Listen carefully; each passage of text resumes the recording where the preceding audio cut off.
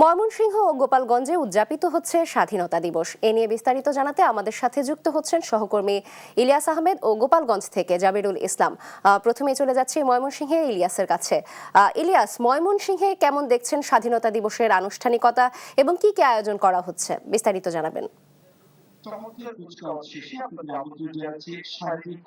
নানা আয়োজনের মধ্য দিয়ে মহান স্বাধীনতা ও জাতীয় দিবস উদযাপিত হচ্ছে ময়মনসিংহে। আমরা দেখেছি সূর্যোদয়ের সঙ্গে সঙ্গে কিন্তু ৩১ বার তোপধ্বনির মধ্য দিয়ে জাতীয় স্মৃতিসৌধে কিন্তু পুষ্পস্তবক অর্পণ করা হয়। এরপরেই ময়মনসিংহ জেলা স্টেডিয়ামে কিন্তু শারীরিক কসরত এবং কুচকাওয়াজ অনুষ্ঠিত হয়েছে। অর্থাৎ কিছুক্ষণ পর এখানকার অতিথি যারা রয়েছেন তারা কিন্তু উপস্থিত আছেন এবং কিছুক্ষণ পরেই কিন্তু বিভিন্ন শিক্ষা প্রতিষ্ঠানের শিক্ষার্থী যারা বিভিন্ন অনুষ্ঠানে অংশগ্রহণ করেছেন তাদেরকে কিন্তু পুরস্কার বিতরণ করা হবে। অর্থাৎ আমরা দেখেছি বিভাগীয় কমিশনার, রেঞ্জ ডিআইজি, জেলা প্রশাসক এবং জেলা পুলিশ সুপার সহ অন্যান্য অতিথিবৃন্দ কিন্তু তারা জেলা স্টেডিয়ামে এখন উপস্থিত আছেন। অর্থাৎ কিছুক্ষণ আগেই কিন্তু আমরা দেখেছি বিভিন্ন শিক্ষা প্রতিষ্ঠানের অর্থাৎ শিক্ষা সংস্কৃতি নগরী ময়মনসিংহের যে ঐতিহ্যবাহী শিক্ষা প্রতিষ্ঠানগুলো রয়েছে সেই শিক্ষা প্রতিষ্ঠানের শিক্ষার্থীরা কিন্তু তারা কুচকাওয়াজে অংশগ্রহণ করেন এবং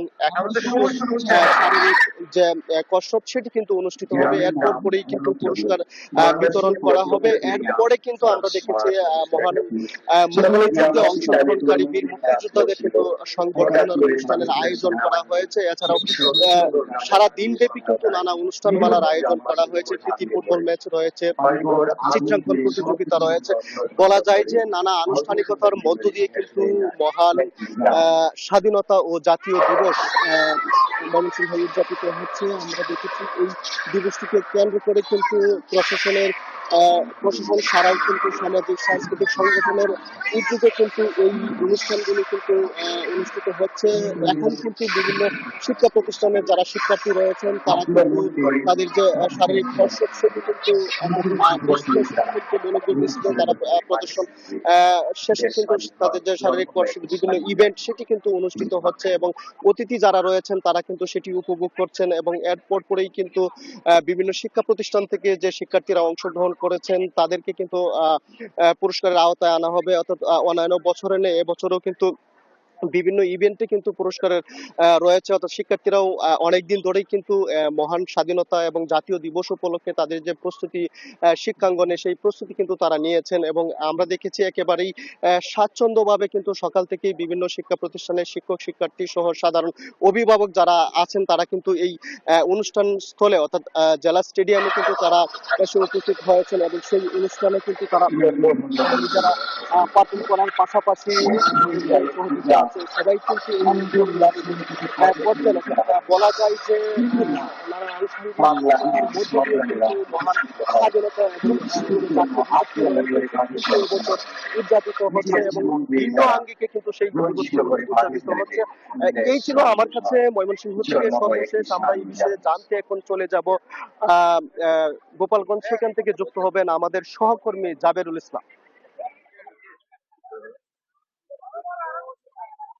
এলিয়াস, আপনাকে ধন্যবাদ। আজ মহান স্বাধীনতা ও জাতীয় দিবস, এর পাশাপাশি কিন্তু প্রিয় প্রতিষ্ঠান দেশ টিভির কিন্তু আজ জন্মদিন। আর এই মহান স্বাধীনতা দিবস উপলক্ষে কিন্তু নানা আয়োজন গ্রহণ করা হয়েছে গোপালগঞ্জে। এই আয়োজনের ভিতর রয়েছে কিন্তু ছাত্রছাত্রী সমাবেশ, কুচকাওয়াজ, ডিসপ্লে প্রদর্শনী। এই মাত্র কিন্তু যে মনোমুগ্ধকর যে ডিসপ্লে প্রদর্শনী ছিল সেটি কিন্তু শেষ হয়েছে। আমি যদি একটু দেখাতে চাই, এখানে কিন্তু জেলা প্রশাসনের সকল ঊর্ধ্বতন কর্মকর্তা, বিভিন্ন সরকারি বেসরকারি প্রতিষ্ঠানের লোকজন এসেছেন এবং সাধারণ দর্শনার্থীরা কিন্তু এই মনোমুগ্ধকর ডিসপ্লে প্রদর্শনীতে কিন্তু এখানে এসেছেন। কিছুক্ষণের মধ্যেই শুরু হবে এই মনোমুগ্ধকর যে ডিসপ্লে প্রদর্শনী হয়েছে এই প্রদর্শনীর যে পুরস্কার বিতরণী। এখানে যারা বিজয়ী হয়েছেন তাদের হাতে পুরস্কার তুলে দেবেন জেলা প্রশাসনের নেতৃবৃন্দ। এই দিবসটি উপলক্ষে কিন্তু আরো নানা ধরনের আয়োজন গ্রহণ করা হয়েছে। এ নিয়ে সকালে কিন্তু ৩১ বার তপধ্বনি দেওয়া হয়েছে। এরপরে যে বধ্যভূমি রয়েছে, বধ্যভূমিতে পুষ্পমাল্য অর্পণের মাধ্যমে শ্রদ্ধা নিবেদন করা হয়েছে। এছাড়া সকালে আমরা দেখেছি যে বিভিন্ন শিক্ষা প্রতিষ্ঠান থেকে কিন্তু শিক্ষার্থীরা কিন্তু এই যে জেলা স্টেডিয়ামটি রয়েছে এখানে কিন্তু এসে তারা সমাবেশে জড়ো হয়েছেন।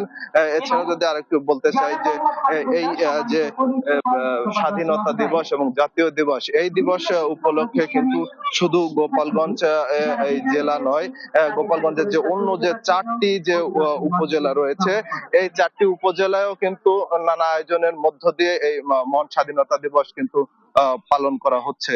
এই ছিল আমার কাছে গোপালগঞ্জ থেকে সর্বশেষ। নাবিলা।